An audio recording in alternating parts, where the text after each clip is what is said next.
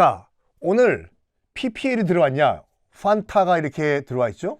자, 그래서 오늘은 이 판타가 등장한 이유가 뭐냐면 요즘은 판타를 드시는 분들이 좀 안 계세요. 대부분 다 뭐 건강 생각해서 다른 걸 드시고 요게요. 지금 현재는 코카콜라가 브랜드를 갖고 있습니다. 판타를요.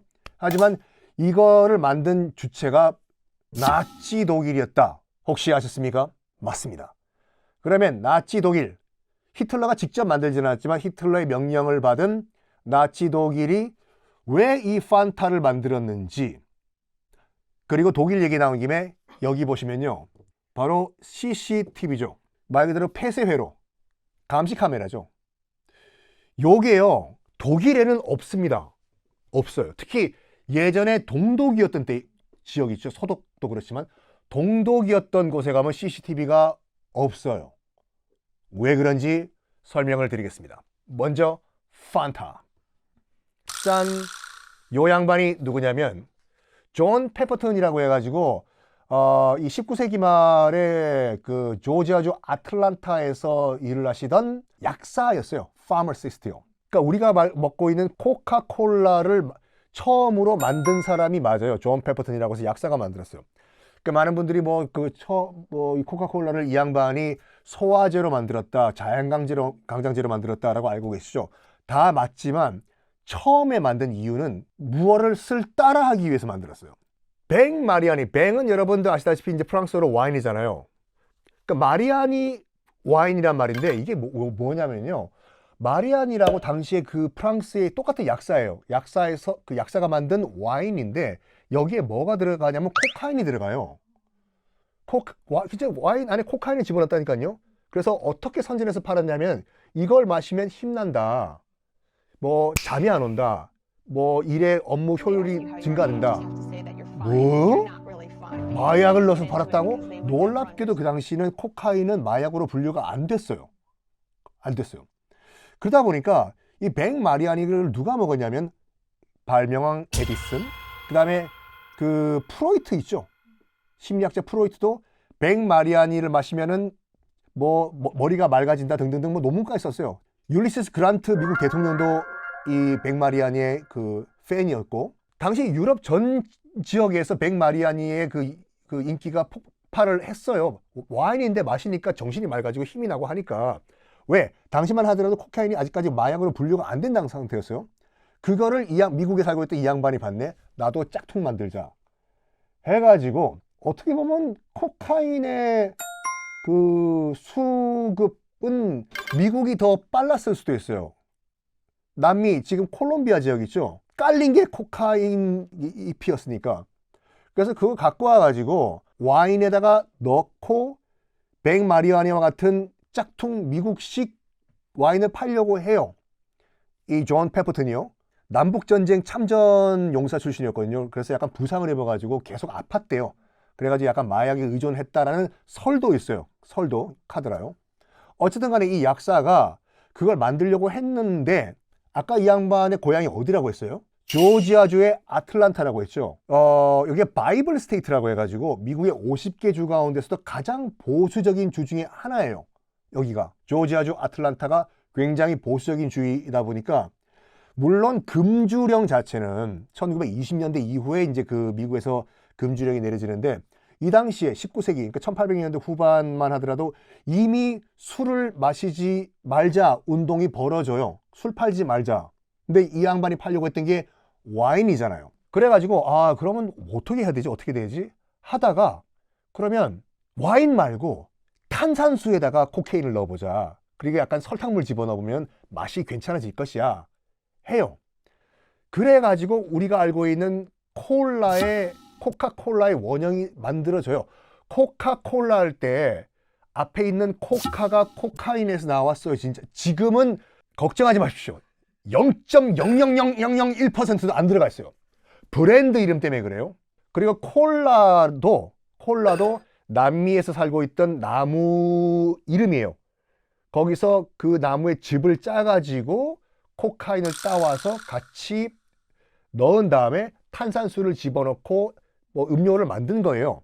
그래서 코카인을 갖고 오고 콜라 나무에서 그 즙을 추출한 거기 때문에 당연히 코카 콜라가 되겠죠.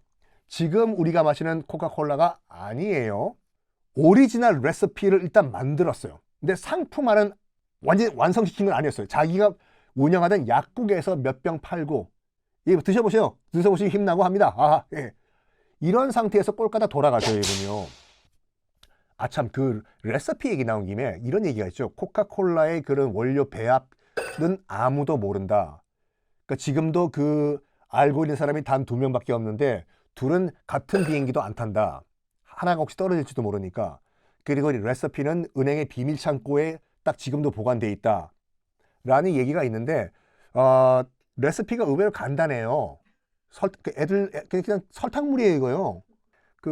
나중 얘기지만 그 스티브 잡스가 이제 그 자기가 만들었던 그 애플사를 키우기 위해서 그 코카콜라사의 경쟁사였던 그 펩시 운영진한테 그 스카우트를 한 거예요. 내가 운영은 잘 못하니까 당신이 와가지고 그럼 애플사를 좀 키워달라고. 처음엔 거절합니다. 어디서 그 창업하셨다고요? 창고? 나는 창고 43 같은 그런 고깃집이면 모르겠지만 거기서 회식을 하시든지, 나는 그래도 펩시사에 난 중역인데 무슨 그런 제안하십니까? 그때 스티브 잡스가 명언을 해요. 평생 설탕물만 파시겠습니까? 나랑 손잡고 혁명을 하시겠습니까? 기술혁명을. 그래서 그쪽으로 넘어옵니다. 설탕물이에요? 안 그럼 맞아요. 그래서 지금도 인터넷 보시면요, 이 환타가 아니라 이거 코카콜라의 기본 레시피가 다 공개가 돼 있어요. 쫙. 그리고 맨 마지막에 천연 혼합물, 거기 딱 하나가 있어요. 그게 문제예요. 천연 혼합물이 어떻게 혼합이 돼 있냐, 그게 공개가 안 되는 거예요.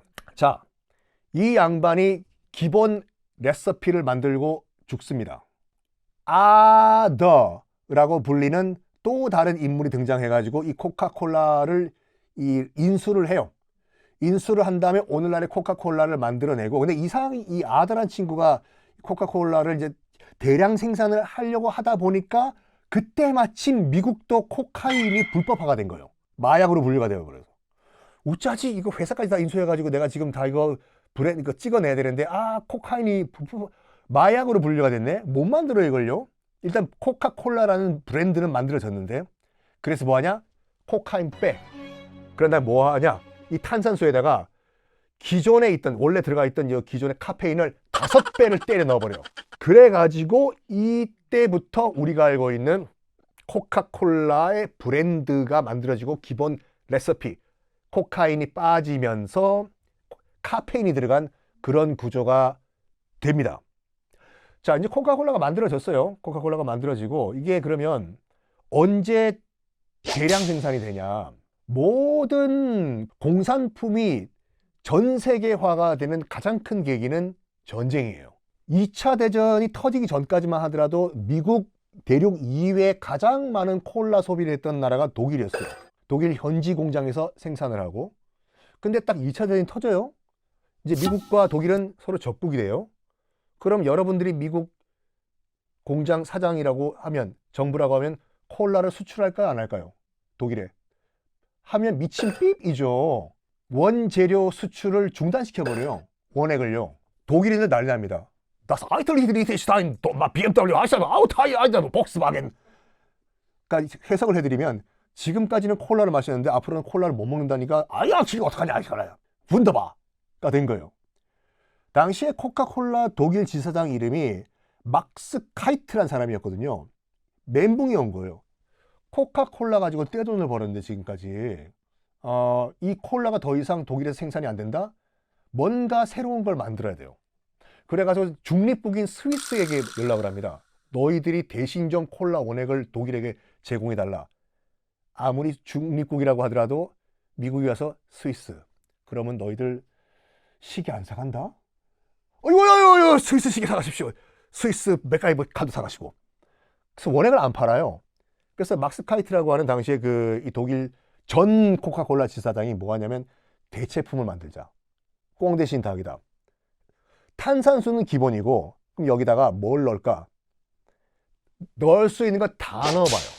사과 원액, 무슨 원액, 설탕, 꿀 등등등등등등등 해서 딴 만들어내요. 지금 여러분 보시는 이거를요. 이름을 공부합니다. 공모를요. 뭐로 할까? 놀랍게도 독일어로도 환상이라는 판타지가 독일어로도 판타지예요. 그래서 이거는 정말 환상적인 음료다. 그래서 판타지에서 G 빼버리고 판타가 돼요. 그리고 여기까지는 나치 독일이 만든 거 맞아? 이거를 막스 카이트가 만든 건 맞지만 이거를 히틀러가 정치적으로 활용을 해요. 여러분들이 찾아보세요. 그러니까 여러분들이 구글이든지 아니면 뭐 다른 사이트에 그 나치 독일이 선전용으로 활용했던 판타라고 치면은 놀라운 사진들이 있습니다. 지금 여러분들이 보는 이 판타가 아니에요. 그 마크가요. 유대인들을 잡아먹는 사진, 유대인들이 학살당하는 사진들이 여기 나와 있어요. 그러니까 요거는, 그러니까 요 옆에 있는 요 사진이요. 히틀러랑 판타. 이건 많이 순화된 사진이에요, 이건요. 실제로 요 판타 오렌지라고 적히는 이 부분에 유대인들이 학살당하는 장면 그림이 있는 판타가 있어요. 이거는 여러분들이 개인적으로 찾아보십시오. 제가 여기서 하면 이거 금지가 될 수도 있거든요. 이렇게 열심히 찍었는데. 스팸도 여기 준비되어 있네. 저 스팸을 먹는 그 병사들이요. 스팸 검색해 보고 있습니다. 여기서 보시면 미국 호멜사에서 만든 통조림 햄 종류, 주로 돼지고기와 감미료, 전분, 보존료 등으로 만들어집니다. 라고 나와 있죠. 오래 보관, 간편 조리 가능, 한국에서도 인기가 많아 명절 선물 세트로 자주 등장한다. 이게 미스테리예요. 자, 봐봐요. 호멜사라는 그런 그 처음에 정육점 푸주간에서 시작된 회사에서 만들어요. 이 호멜사의 사장이 굉장히 짠돌이었어요. 푸주간이다 보니까 이제 그 발골을 할 거 아니에요. 갖고 와가지고 뼈 발라내고 살 분리하고. 가니까 이 부처라고 하는, 그러니까 이제 그 살 발라내시는 분들이 너무 뼈에 살이 많이 붙은 상태로 뼈를 버리는 거예요. 아깝겠죠. 여러분들이 사장님이라면 어떻게 하실래요? 뼈에 그러면 사표 내고 나가겠죠. 내가 여기서 욕을 왜 먹고 있냐? 다른 정육점으로 가자. 근데 이 호멜사의 당시 사장은 뭐랬냐면 $100짜리 지폐를 딱 갖고 온 다음에 그 사람들이 보는 앞에서 찢어요. 쫙. 우리 사장님! 그 $100를 왜 찢습니까? 내가 지금 돈 낭비한 것처럼 당신들도 돈 낭비했다고 지금. 똑같이 돈 낭비했다. 아깝지? 이건 찢는 건 왜 아까우면서 이거는 왜 안 아깝냐? 해요. 똑같이 돈 낭비라고. 그 정도 짠돌이었어요. 그 방금 돈 찢은 양반이요. 그 아들내미, 그 아들이 이제 그 오늘날의 그 스팸을 만드는 호멜사를 만드는데 한술 더 떠요. 버려지는 약간 그 지방 덩어리라든지 이렇게 여러 가지 부속물들 있잖아요. 그 힘줄 뭐 이런 것들. 그것도 아까운 거야, 이게. 안 버릴 방법이 뭐 없냐? 하다가 이거를 그라인더라고 해가지고 갈아버리는 거, 믹서기 같은 거요. 싹 다 넣고 갈아버렸어요. 와! 나온 거는 이게 힘줄인지 신경인지 지방인지 알 수가 없어. 그냥 햄 덩어리가 나왔네 가 된 거예요. 그리고 여기에 잡내를 없애기 위해서 조미료를 넣어요. 많이 넣어요. 그래서 조미료가 들어간 햄이 돼요. 자, 결론부터 말씀드리면은 이거 이름을 공모랍니다. 새로운 이 제품 이름을 뭐라고 할까? 여러 가지 이름이 나왔지만 직원 중에 한 명이 스팸으로 하는 게 어떻겠냐라고 얘기를 합니다. 스팸은 뭐의 준말이냐면 스파이스드 햄의 준말이에요. 말 그대로 양념이 된 햄, 스팸이 돼요. 그래서 스팸이라니까요. 결정적으로 대규모 생산이 된 게 언제냐면요. 2차 대전 때 독일 나치가 영국과 싸울 때요. 히틀러가 이제 처치를 고립시킬 때 영국이 섬나라다 보니까 그게 해상 봉쇄를 해버립니다. 영국을요. 유보트 같은 보트 가지고 지나가는 배 다 격침시켜버리고 바바바바바방. 그러니까 섬나라다 보니까 영국이요. 먹을 게 없어져요. 그래서 처칠이 당시 미국에 있는 루즈벨트 대통령한테 SOS를 쳐요. 뭔가 좀 먹을 거를 달라. 배가 아니라 항공기로 실어날 수 있는 거를 좀 달라. 왜냐면 배가 오면은 유보트가 격침을 시켜버리니까. 그래서 루즈벨트 대통령이 야 지금 런던 시민들이 굶어 죽고 있다고 하니까 실제로 동물원에 동물까지 다 잡아먹었어요. 뭐 없냐 하다가 각 대통령 지금 그 호멜사에서 스팸이라고 하는 그 통조림 깡통을 만들었는데 이게 가볍고 고기라고 이거 갖다 뿌리자고. 그래? 그거 전폭기 실어가지고 런던에 갖다 뿌려라. 그래가지고 무려 1억 2천만 캔을 뿌려요. 쫙. 스팸 덕분에 영국인들은 굶어 죽지 않았어요. 전 세계에서 스팸을 지금도 가장 많이 먹는 나라가 한국과 영국이에요. 영국은 우리나라는 스팸을 먹은 지 그렇게 오래되진 않았어요. 1980년대 때 그 이른바 얘기할게요. 제1제당에서 이거를 이제 그 OEM 생산하면서 이제 그 이걸 명절 상품으로 주고받으면서 이제 그 인기를 끌었고, 영국은 2차 대전 때부터 스팸을 먹었어요, 이거. 근데 너무 많이 먹으니까 질린 거예요, 영국인들도. 그래서 1971년에 영국의 이제 BBC 한 코미디 프로에서 이런 장면이 나옵니다. 식당이에요. 식당에 앉아. 그 웨이터한테 주문을 받습니다. 이 식당에는 메뉴가 뭐 있습니까? 했더니 농담, 그러니까 지금으로 치면은 이 식당에는요, 스팸 짜장면, 스팸 짬뽕, 스팸 우동, 스팸 깐풍기, 스팸 탕수육, 스팸 란자완수, 이거 얘기를 한 거예요. 그때부터 이 손님이 질려가지고, 야, 이 식당에는 실다리 없는 것만 팔고 있구만 해가지고, 그때부터 스팸은 쓸데없이 숫자만 많은 거에 대명사가 돼버려요. 그리고 그때 만들어진 신조어가 뭐냐면, 슈퍼마켓 전단지 있죠, 우편함에 꽂혀 있는 거, 이게 쓸데리 없는 우편물이라고 해서 그때 영국에서 만들어진 게 스팸 메일이에요. 스팸 메일이 이메일에서 처음 시작된 게 아니라니까요. 진짜 우편물. 자, 고등어 5,000원 세일 해서 꽂아놓는 이런 그 슈퍼 전단지에서 시작된 거예요. 스팸 메일이라고 해가지고. 지금도 미국에서는요, 이게 핵전쟁이 일어났을 경우에 전투 식량이에요, 스팸이요.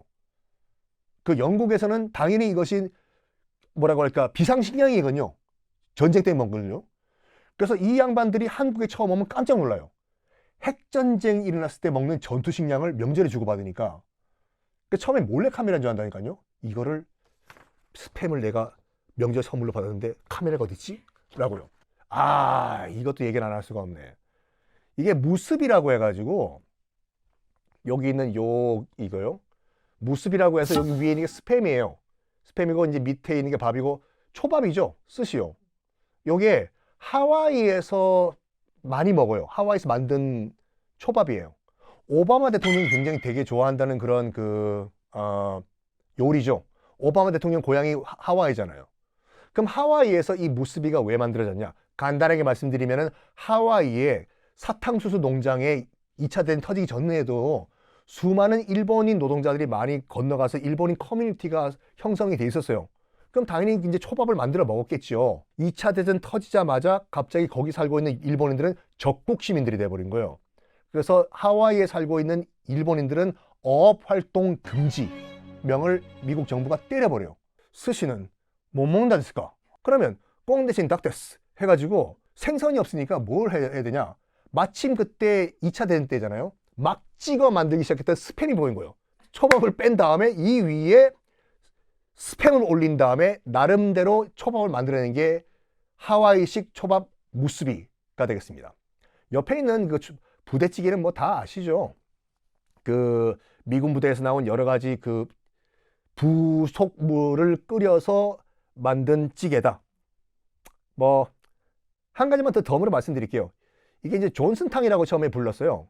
1963년 11월 22일 날 케네디 대통령이 텍사스 달라스에서 암살당해요. 리 하비 오스왈드에 의해서요.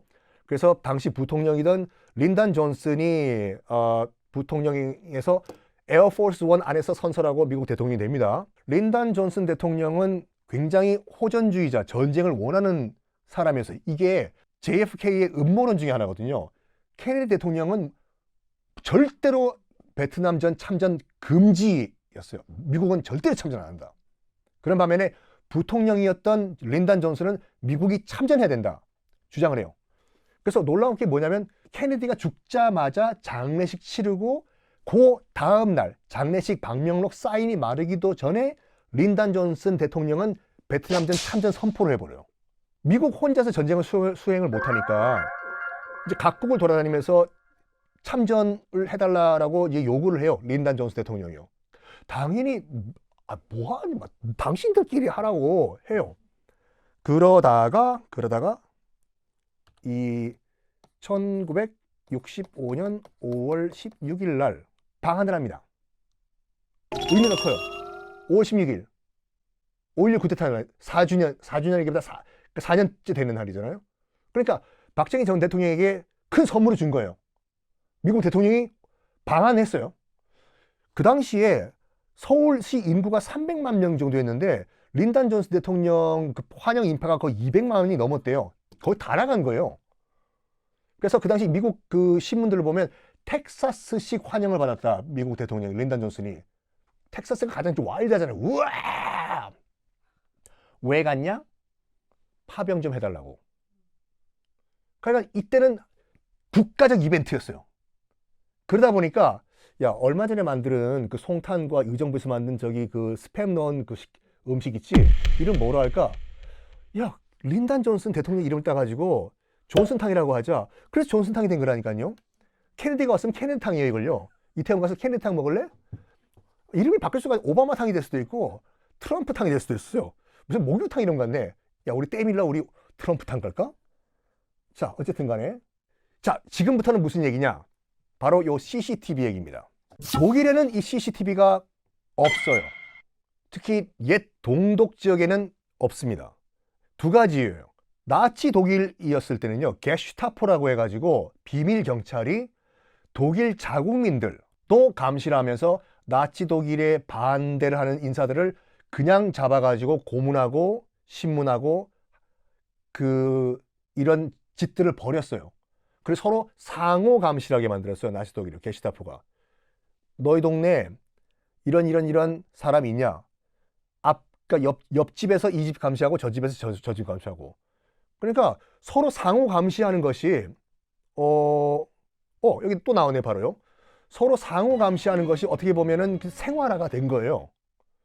그리고 전쟁이 끝난 다음에 특히 동독 지역에서 이게 엄청나게 뭐라고 할까 더 악화가 돼요.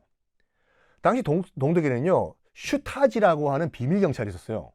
슈타지라고 해가지고 혹시 여러분 영화 좋아하시는 분들 타인의 삶이라는 영화가 있어요. 자, 이게 당시 이제 그 동서냉전 동독 서독이 갈라졌을 때 동독에 있던 이 비밀 경찰 그 슈타지에 관련된 얘기거든요. 이 비슬러라는 여기 헤드폰 끼고 있는 친구가 그 슈타지 비밀 경찰이에요. 그리고 지금 그 키스라고 있는 요 남편이 이제 그 드라이만이라고 하는 반체제 작가예요. 어느 정도였냐면 모든 국민들이 다 슈타지의 그 감시를 받았어요. 벽 뚫어가지고 카메라로 다 옆집 감시하고 요 양반은 비슬러라고 하는 이 슈타지는 여기에 있는 드라이만이라고 하는 반체제 작가 24시간 도청하는 거가 임무였거든요. 그러다 보니까 영화 내용을 잠깐 말씀드리면은 계속 듣다 보니까 이 사람들한테 빠져요. 이 사람들의 작품 세계에. 그래서 내가 뭘 하고 있는지 정체성 혼란을 와버려요. 이 비밀경찰 슈타지가요. 그러면서 원래대로면 이 사람이 하는 말, 이 부부가 하는 말 일거수일투족을 다 타이프로 쳐가지고 슈타지 본부에 보고를 해야 돼요. 근데 민감한 내용들은 보고를 안 해요. 보고하면 잡혀가니까 이 사람들이. 그래서 다 누락이 됩니다. 쓸데없는 것만 상부에 보고를 해요. 이 비슬러라고 하는 슈타지 요원이요. 나중에 이 슈타지에서 잘려요. 너 왜 보고를 하려고 했는데 보고 안 하냐고 중요한 내용을 보고를 하려고 해. 잘린 다음에 그 우체부도 일하고 이제 약간 그 허드렛 일을 해요. 허드렛 일을 하다가 나중에 이 드라이만이 알게 돼요. 뭘 알게 되냐면은 슈타지가 감시를 했고 자기를. 근데 슈타지가 감시했던 내용 그 원고를 쭉 뽑아보니까 진짜 중요한 내용은 다 빠져 있는 거예요, 보고서에. 그래서 생각합니다. 누가 이 보고서를 작성했는지 모르겠지만 이 비슬러라는 그 슈타지의 스파이 비밀 코드만 그 원고에 있었거든요. HQ 뭐라고 시작하는 거예요. 그래서 나중에 작품을 쓴 다음에 맨 앞에 이제 뭘 쓰냐면 이 책은 QH 요원에게 바칩니다. 왜냐면 이 요원 덕분에 자기가 살아남고 작가로서 그 책을 냈기 때문에. 나중에 이게 맨 마지막 장면이거든요. 이제 더 이상 요원이 아닌 이 양반이 길거리 걸어가다가 서점에 이 사람이 쓴 신간 책이 걸려있는 걸 본 거예요. 들어가요. 들어가서 이 책을 구입을 합니다. 서점 그 점원이 뭐라고 하냐면 이거 누구한테 주실 선물이냐 물어봐요.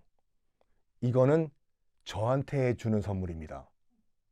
자기 때문에 이 선물이 색이 만들어졌기 때문에 This is for me 라고 하면서 영화가 끝나는데, 이거 여러분들 꼭 이번 그 주말이든지 보세요. 타인의 삶이라고 해가지고 불법 다운로드 하시면 절대 안 돼요, 여러분들. 지루하지 않아요. 정말 감동적이고, 마지막에 이 책 딱 들고 이거 누구한테 주실 거냐? This book is for me. 쫙 전율이 돋는다니까. 다시 돌아가가지고 무슨 말이냐면요. 동독의 슈타지가 서로 상호 감시를 하잖아요. 상호 감시를. 이 아까 그 타인의 삶 같이요. 그러다 보니까 서로 감시하는 게 이게 몸에 밴 거예요. 배가. 그래서 여기 보시면은 이 할매와 할배가 맨 끝에 사진들 창문에 앉아가지고 이게 몸에 체화가 됐어요. 계속 밖에 보는 게 아니라 감시하는 거예요. 저 집에서 뭐 하나, 왜 오늘은 출근 안 하나, 이런 식으로. 그러니까 살아있는 CCTV예요. 살아있는 CCTV요. 그래가지고 이게 우리나라에도 한번 화제가 됐던 것이 뭐냐면 이거잖아요. 최순실 모녀가 독일에 있는 시골에 숨어 들어갔는데 이 할아버지가 새로운 동양인 모녀가 계속 왔다 갔다 이상한 행동을 하다 보니까 그거를 일일이 다 기록을 한 거예요. 몇 시에 나갔고, 몇 시에 출발했고, 몇 시에 들어갔고, 뭐 사왔고, 이걸 공개해버린 거네, 언론사에. 딱 보니까 최순실 모녀가 거기 있는 거예요. 그래서 들킨 거예요, 이게요.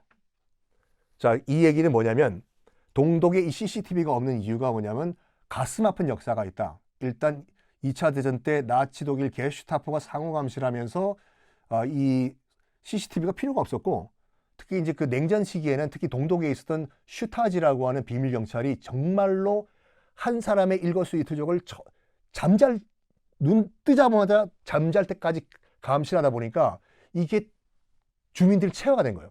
CCTV가 없어도 서로 감시를 해요. 어느 정도냐면 독일에서 차 사고가 나죠.